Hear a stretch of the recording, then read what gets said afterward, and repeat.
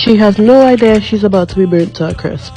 Alright, so we are on day 2, guys. As usual, starting off nice and early with breakfast.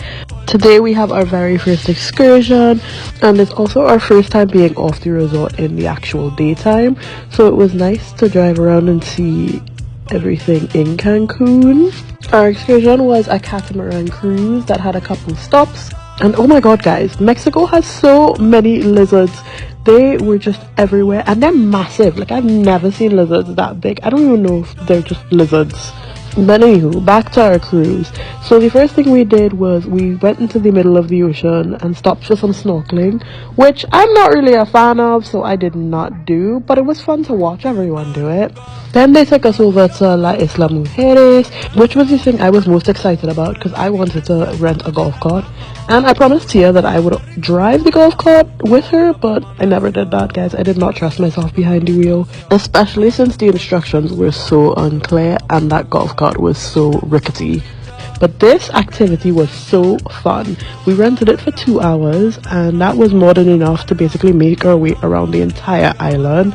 And again, everything in Mexico is just breathtaking, like so pretty, out of a postcard, honestly. After we were done exploring, we got back on the boat, and I must say the crew on the boat were so hyped, and it made it so much more enjoyable. When we got to the beach club, they gave us lunch, and oh my god, it was horrid. It was not good at all. That combined with the fact that the beach had a bunch of seaweed, I just couldn't wait to make it back to our hotel, because we had dinner booked at the Japanese restaurant, and I think it's now my favorite out of all of the restaurants, to be honest. Go to Coco Bongo. If you don't do anything else, I highly recommend going to Coco Bongo.